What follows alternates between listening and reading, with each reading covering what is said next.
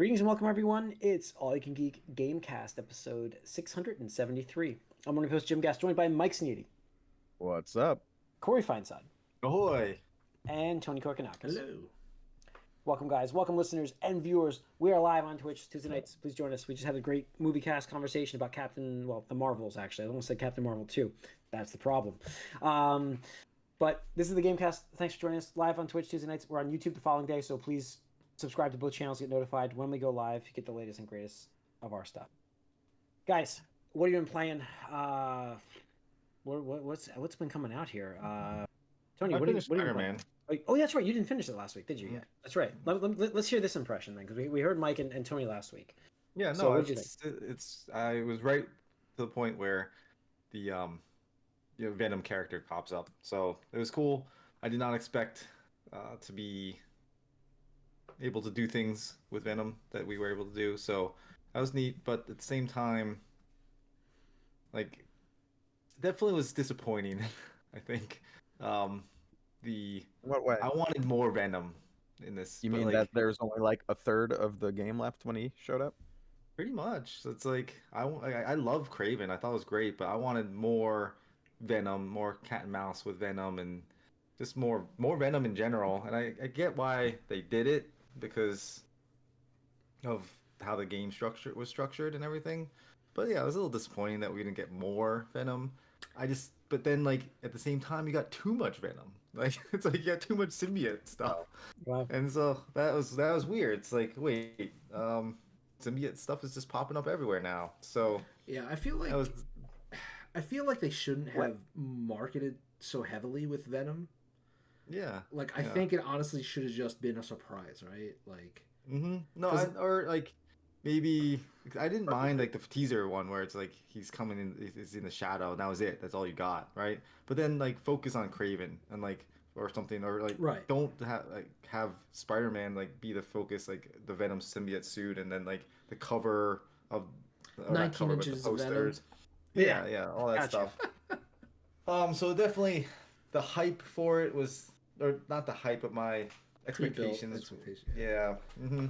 But as far as the game is great. Like I love everything that they did. This and like the story wise, I thought they did another great job of building up characters and making you feel for these characters. And I actually did not mind and there are spoiler alert Mary Jane aspects to this game. I didn't mind those at all. It was kind of like almost um like you're saying with Marvels, like you want to have take time to take a breath or something. Like those are Yeah. like times to take a breath because it's just like, whew, I don't have to do anything. I just like boop boop. It's so easy. But when you're like fighting with Spider-Man, you have to like work so hard. Like it's like you have to work so hard to like do things sometimes. And like Tony mentioned, you have to fight characters over and over again. Like, and they have stages that are not really stages. They're just more of the character fights, and so it does drag a little bit where you're just doing the same things. And it's like, well, I'm just following the same sequences that I'm doing before. There's not much difference here, not much variation. So, yeah, overall, I would say being able to play as Miles and Peter and being able to explore the city a lot, like it's a lot bigger.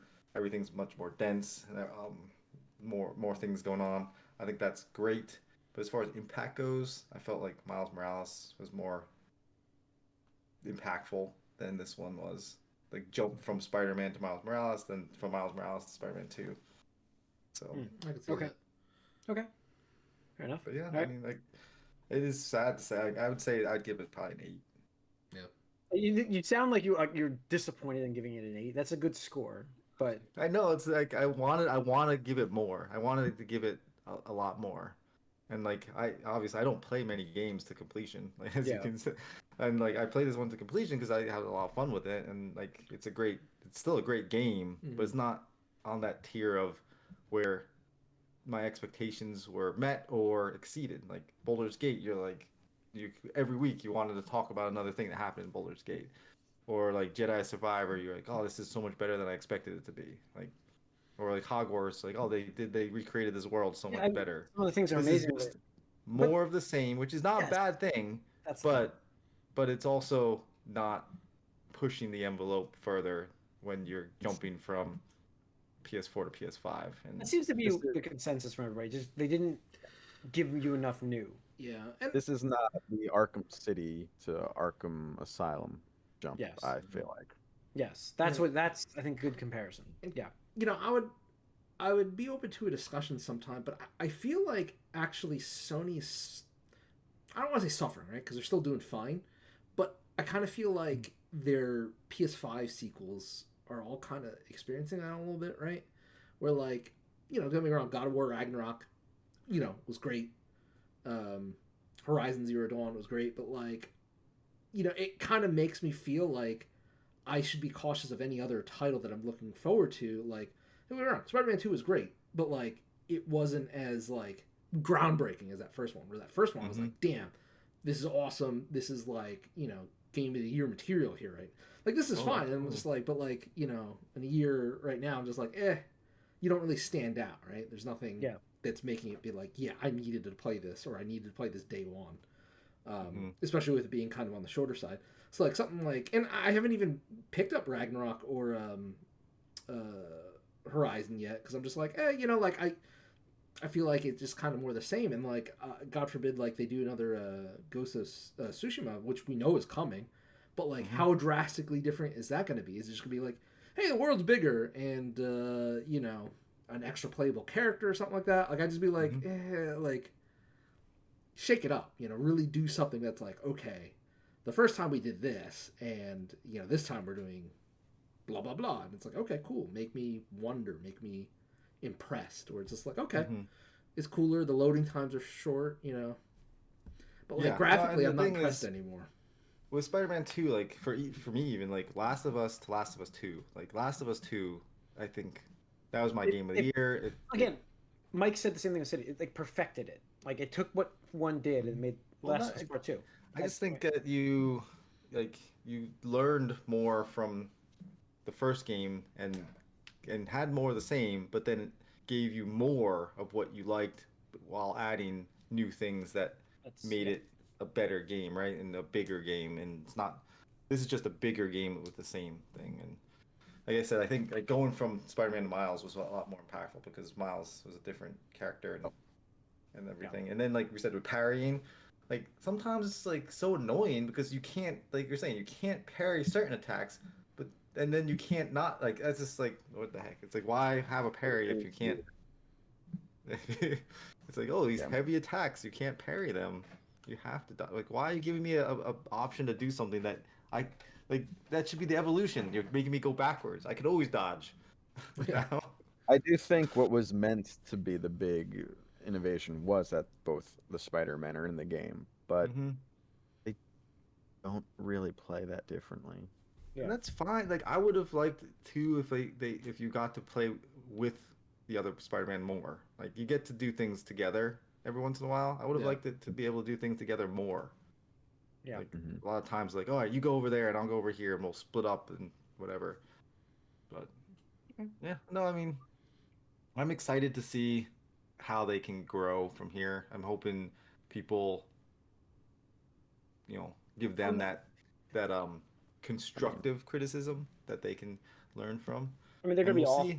for a while on this. The Spider-Man universe is going to be off for a while. They're going to do Wolverine next, so. Wolverine's in the same universe. Yeah. Oh, I know. I'm just saying that the Spider-Man. Well, I mean, they've already been working on Wolverine. Yeah. The rumor is we might even see it next year as a release. Yeah, I just heard that it's like all hands on deck for that now, from the studio. So, all right, Tony, what have you been playing? I forget. I beat Wonder. I forget if that. Yeah, I think you mentioned that last week. So I'm still working on just wrapping up all the secret levels and stuff like that, because there's some exits where it's like, oh, you have to do like kind of like the Mario 3 or Mario World stuff, where it's like, oh, like you really have to explore some of these levels to like figure out where the secret exits are to like unlock, hidden stage and stuff like that. And then playing a little League because it's League season. This weekend is actually the World's Finals, and I watched it this past weekend, which was an incredible match. Really just seeing, the highest caliber players play on like the world stage. Some of the fights were just mind blowing. Where I'm just like, wow, like to do some of the things that these like young guys are doing. I'm just like, insanity. All right, Mike. So last week, I actually mentioned this a little bit with Discord. I finished up the Phantom Liberties quest, like the main storyline. There's a few gigs that I left undone, but not too many. Hang on. I'll be right back. But it was funny though because I was talking about, my tolerance for horror, and apparently this, Tony, you said you did not get this sequence, but the end game for me, my choices, which seemed wrong, although because basically I waffled. I went one way and then changed my mind to go the other way in the end. And while Johnny said I made the right choice, no one else thought so. But I was in a full-on survival horror section at the end of this game. It came out of nowhere. Now it wasn't quite like that, but it mild spoilers for, I guess, this sequence that you may or may not get. And if you don't want me to say it, I won't, you guys. But I know what it is already, so Fine. there is a section where if you make certain choices, the end game of Phantom Liberty becomes an alien isolation, like hide from a robot spider monster thing, while you go through certain areas to like work with terminals. And this is funny because this game, you're practically a god most of the time, just like zipping around, shooting everything, like hacking people. Like I was untouchable. And then this thing can't be killed, can't be hurt, and it's like you hear it like go in like the ceiling and it's coming, and then it even like stabs me from behind when I'm trying to open a door to escape it. It was tense, but it also was kind of annoying after a while. It went on for a while and I'm like, ugh. But no, it was funny. It was a funny way to end that one. I did wrap that up, and then I went on to Like a Dragon Gaiden, which came out, I guess, Game pretty Pass? recently. Yeah. Yeah, it's on Game Pass. Oh, that's right. No, and this game, I was actually looking forward to this a lot, and I really like it. It's sort of like a greatest hits a little bit of some Yakuza stuff, and bring Kiryu back and see what he's been up to and how he got where he was. I think we're still pre Like a Dragon, the role playing game one. But yeah, I really enjoy the Coliseum mode. It's like it's been missing for a while, and they brought it back here. This is sort of like a fighting arena. It has a lot of like stuff in it to sort of like be fan service.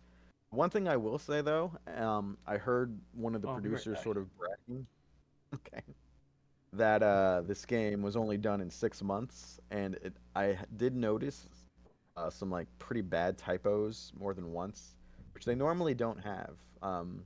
Normally their localization is really good in the RGG games, but this one has, they used the wrong do once. There was a word missing another time. They used the wrong effect once. I'm like, ooh, you can tell maybe here that they this real quick. But despite them saying it's a smaller game, I feel like it might storyline maybe like half as long as the normal one. I'm not done with it yet, and there's plenty to do. So I'm enjoying it.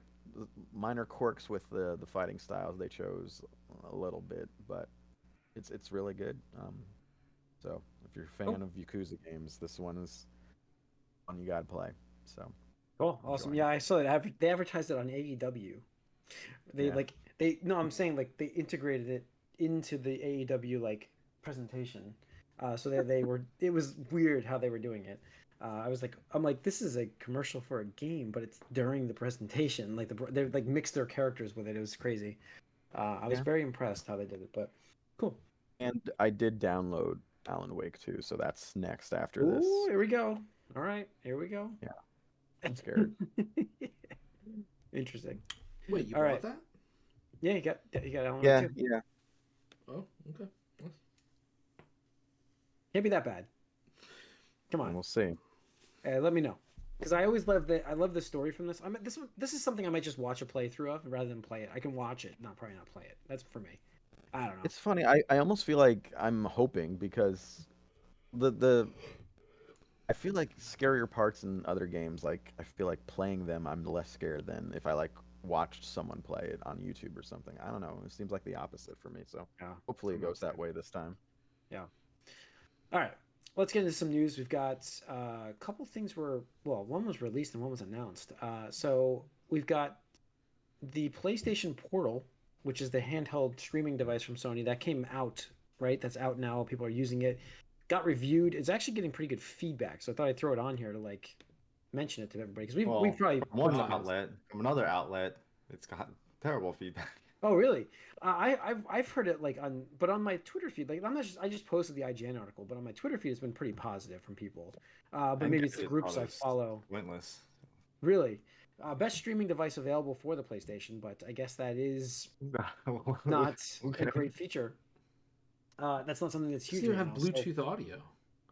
I mean, no, it doesn't. It was saying how it was like spotty. Like I don't know, maybe they really interesting. Because I heard it was seamless. I've heard it was seamless from people. I just like I said, I linked the article, but it just seems such like a pointless niche device to make something for it, right? Very small niche of people who, lost control of their TVs. Well, if you got kids, you will do it, Mike. It'll happen to you. Oh, I have him out of this basement for a reason. Most of the time. Now. For now, they grow up, Mike. There's locks on these doors.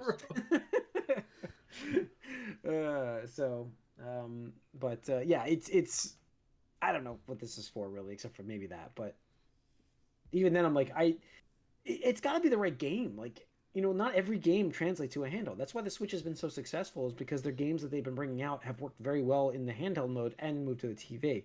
Like the Steam Deck stuff has been very good. Don't get me wrong, but like the Miles game, like I'm playing is I'm just playing on my TV. I'm not really playing in handheld mode at all. I'm playing on the TV, and they've done a great job with that port. It's been fantastic, but certain games just don't translate. I feel like to handheld. I don't know. That's just me. This feels like the victim of the Switch, aspect of being able to seamlessly go from TV to handheld is a big consumer factor, and we need to have something for it officially. Yeah, and it's like, yeah, okay, but like, why?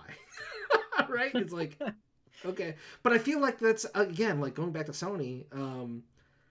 The whole PSVR 2 thing, like that seems like it's failing harder than the PSVR did, right? What have they done for that? Like I'm just like I don't hear anything about that anymore. Nothing. Like I don't see ads. I don't see anything for it. No. So, dead vaporware as they call it. But they do that all the time. Like you said, with their older handheld systems. I mean, they've done it forever. They just ignore things that just I don't know why. Why even bring it out if you're gonna just ignore it? That's what I don't get. But I don't know, man. All right. Let's see. We'll go to the last bit. Let's go to OLED. Steam Deck. Steam Deck announced the OLED version of its device. This will not be a new system. They are still working on Steam Deck 2, but this is the OLED via like a lot of the Switch upgrade that they did a while back. It's pricey though, right? Or is it not that pricey? It's $5-6. How much is it? I think it's about as much as I'd expect it to be. Okay, it's like how much is a 512 gig? It's like $600. I think it was the same, right? I think they were like either 500 or 600 when they first came out. I'm not even sure what I paid for mine now. I think about $399. I think I got the basic one. So, but what the OLED brings is efficiency. I mean, that's really what the best thing about the OLED device. The Switch can see that as well. Like you'll get apparently people are getting an extra hour of battery life from the OLED, and also because of the better architecture that they put in for just the APU chipset, is a little more efficient. Power efficient, and therefore it doesn't get as hot either, which is I noticed my Steam Deck does get quite warm playing certain games, a lot of games actually. Like Baldur's Gate 3, like that thing was melting with Baldur's Gate 3.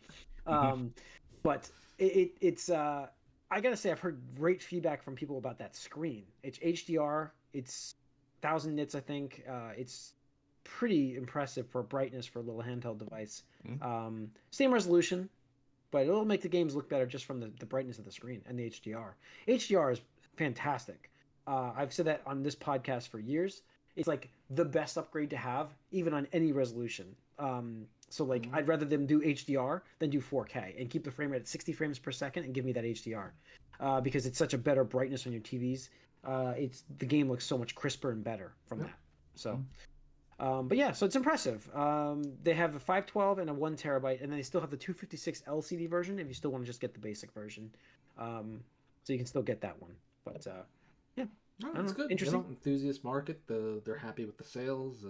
You know, they said Steam Deck 2 is still probably like 3 years out or so. So yeah, they definitely wanted a refresh for the holidays, and that's the easiest way to do it. Yep. Yeah, OLED. To get the little bigger screen, better looking screen. So Yep. Good for them. Yeah. Lastly in the news, I've got the bad news of Unity, which has been fucked over by their CEO. But yeah, so they're gonna actually move into warning of layoffs and office closures, even though I think they posted their best quarter. Was it the best quarter or the best year?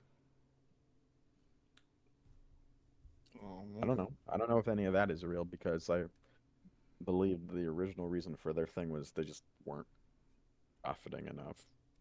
But I saw a post that they had their best quarter, I think, profitability wise. From I think it was Tom Warren as well, who posted this. But so they're going ahead with layoffs, and I mean, obviously they went through their own problems earlier. tanked. What's that? They're tanked now. Yeah, well, but whose fault is that? The employees? I don't know. Exactly. It's whoever decided. Exactly. Yeah, but he got let go. But he has a golden parachute, so he'll be fine. Yes, he has. He's fine. He destroyed what was built off of what they've done, but he's good. He's good. Everybody else has to lose their jobs and close offices. Like I said, they did irreparable damage to Unity. Like, there's so many people that are still talking about, like, nope, we switched development, mid development to this other engine because we cannot risk another fiasco like this. Like, you don't want to take that risk. It's scary to think about. If you're investing in a game engine and that can happen middle of the engine, I mean, that's scary to think about. That changes your cost ideas. It changes the whole cost of the production, everything. Yep. So you got to go with stability, especially when you're already probably aching for money because you're building a game. And as we've heard, how costly that is for people. Yep. Like, you don't need that. So it's not great. This company is in shambles. So great. Yep. But anything else to add to that, guys? I don't know. Game Awards. Game Awards, Game of the Year. That's what I forgot to put this on here. Game of the Year awards got announced. What was the list here? We've got Super Mario Wonder, Resident Evil 4 on that list. Of course, Baldur's Gate 3. Tears of the Kingdom. Alan Wake 2. Alan Wake 2. Tears of the Kingdom, which obviously deserves to be there. And Spider-Man 2. I think, like Tony, I think we both said, like, it's between Baldur's Gate and Tears of the Kingdom, I believe, myself. I don't think... I mean, Alan Wake's pretty popular right now, so I don't know. But it's a PC exclusive right now, so... Wait, no, I'm sorry. No, Alan Wake's Xbox, not. Right? Yeah, no, Xbox. It's on Xbox, yeah. Xbox, yeah. But, I mean, Baldur's Gate's on... I'm getting it on PlayStation. Are you? Oh, you are. That's right. It's not exclusive. It's not. It's digital. It's digital only. So. Oh, okay. That's why I could afford it. It's only $60, and I had that left over. I don't know. I like the nominees. I think it's fine. Spider-Man 2, from what I'm hearing, doesn't deserve to be as up there with these other guys. Not that it's a bad game. It just is a Game of the Year quality. I feel like that's the same nod. Yeah. I mean, I think I would have put Starfield up there just for its ambition and size, but I guess people don't like it, so whatever. Wouldn't expect it to win, but I think a nomination would have been nice. Well, would you rather have Jedi Survivor or Starfield? Because you said in Discord you'd rather see Jedi Survivor. Yeah, I know. Survivor. I have a legitimate doesn't question. do a whole lot different. I have a legitimate question. If Resident Evil 4 qualifies for this Game of the Year because it's a remake, it's a remaster, why would Phantom Liberty not? With the overhaul they've done for the game. Yeah, but they've overhauled the whole game from it. Right, but they have a separate category for that. It's called Best Supported Game. Okay. They Good, I mean, yeah good they they do. put that in ongoing, which is kind of Or yeah, weird 'cause whatever. that's normally for like live service games. Well, I Yeah, think or they have that will win different it. categories. Yeah, they like supported and then it's ongoing are two different things. um I don't know. Obviously, there's a lot this year, but Yeah.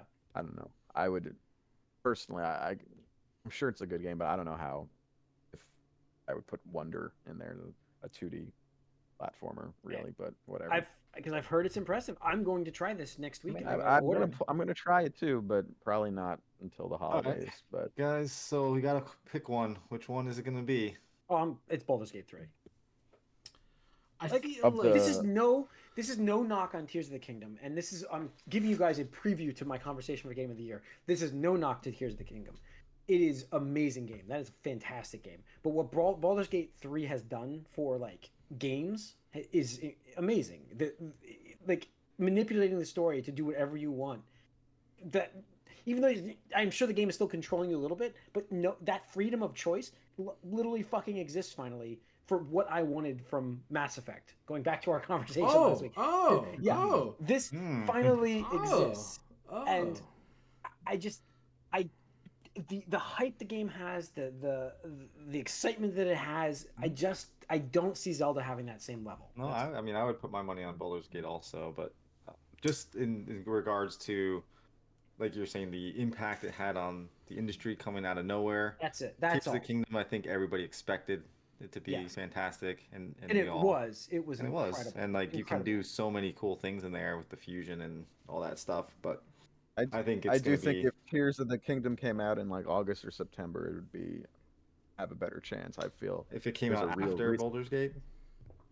Yeah, or just more well, recently. Baldur's There's a Gate real has the recency recency, bias going on. Right. it's riding the Yeah. momentum, right? I mean, Mhm. Zelda had like 3 months of attention, and Baldur's Gate 3 is riding the attention from then until now. So I mean, I mean, that's if going back to Spider-Man came out in January and February like Jedi Survivor, I don't know if it would have made the it list. on this list.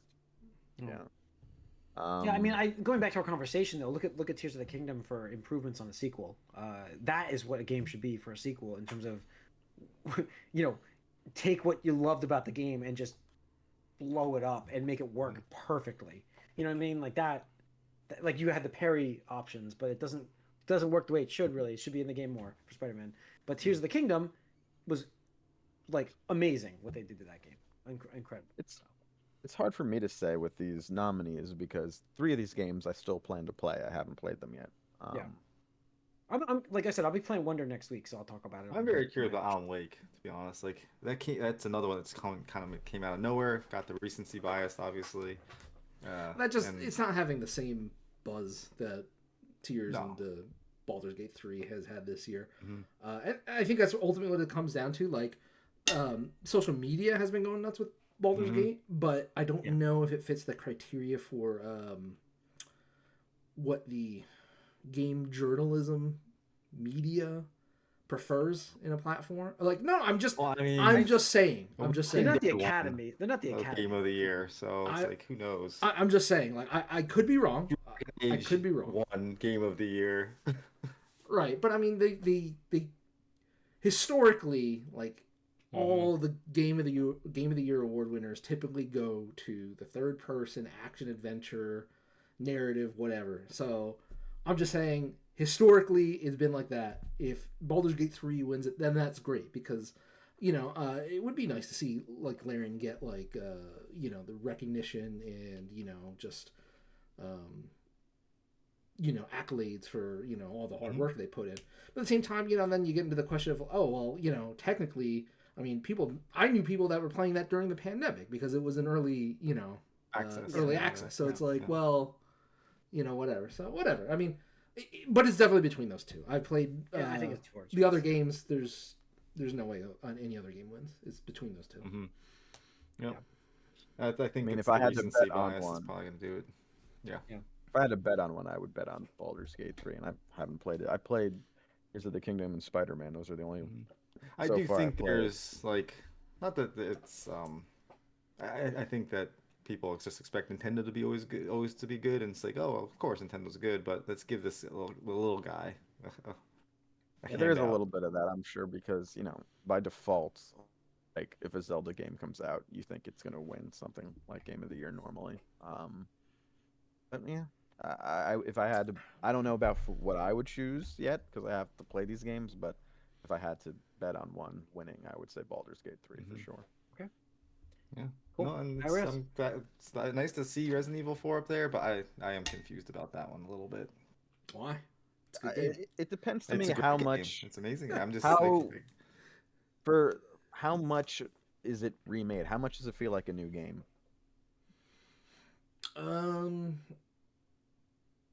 A good portion. I mean, there's similarities, but they added cut content that they weren't able to do the first time around. They do some more branding stuff. They do additional scenarios with the secondary character Ashley. So I mean, Okay. yeah, if you played the original and then you played the remake, you'd be like, yeah, okay. Probably 50 to 60% of it is, you know, similar story beats, the same story beats and stuff like that. But like the game itself has been significantly changed. Pretty good that's then. great. So that's all right. It's and definitely. also, I would be. like we said, if Baldur's Gate's up there, then there's no reason for this not to be up there also, because like you said, Baldur's Gate was like in the early access for years. So Yeah, well, it's a real release though now. And obviously, No, way more people started playing it when it came out now. I mean, I'm of the personal preference that Resident Evil remakes should have its own category. I think remakes, remasters. Well, I Remasters, think remasters, again yeah. the fact that so like obviously this is more. There's more to it than like say the Metroid Prime remake. That was pretty much That was a one, remaster. right? That was a remaster. A remaster, right? So like that, I wouldn't. right. Well, yeah, I wouldn't involve say like, it. oh, let's get the Last of Us, well, PS4 version, the PS5 version, like or whatever, the PC version, I guess. It's Now. called Part 1 now, For officially. Yeah, Yes. it's funny. There have been years that have been so barren when, like, I remember thinking, oh, like one of those games really was the best of the year, but not this year. Yeah, Mhm. no, it's been Well, like very you good said, this like year. Dragon Age, was it what was that game called? Inquisition? Inquisition. was it? Inquisition one. That was such a one, that bad one. year.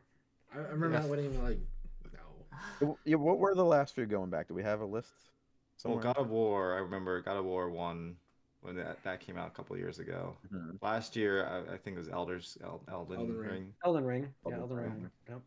Mhm. So, Third person Yeah. open world. Third person open Yep. world. yeah. I'm trying to bring up the list. Well, does the streak continue? We'll see. Yeah, I don't know. I know Last of Us 2 was it, right? Oh, Last of Us 2 did win 2020. when that came out. Yep. Third person. Third person. Yep. Action game. Not um Still like that's Hang on, pulling it up here. Best game. Mhm. Dragon Age Inquisition was 2014. Crazy. Witcher 3 was 2015. Third person. third person open world. Overwatch in 2016. Anomaly. nothing. Okay, that five year, I different, remember. something diverged. Yeah, Breath of the Wild. No, third person. Okay. God of War. Third person. Sekiro won it in 2019. Third person. Last of Us Part 2. Yeah. It Takes Two. Oh, there you go. Anomaly. Not bad at all. No. It can happen. Elden Ring, and now we're on this. The Oscars. Yeah, that guy. Right? It can happen. So we'll see. 2 out of like the December last 7th. 10 years. Yeah. Well, shouldn't be 3. We'll see. December 7th. December 7th. It looks interesting. So we'll see you guys. That's gonna do it for this episode, though, folks. Thanks for tuning in. Once again, we are live on Twitch Tuesday nights at 8 o'clock. Please join us for these conversations. If you miss them, YouTube the following day. Subscribe so you get notified when we go live or when we post. We'll see you guys next week. We have the Thanksgiving week coming up. We will probably talk about a couple Black Friday deals if there's anything going on. So stay tuned for that, and see you guys next week.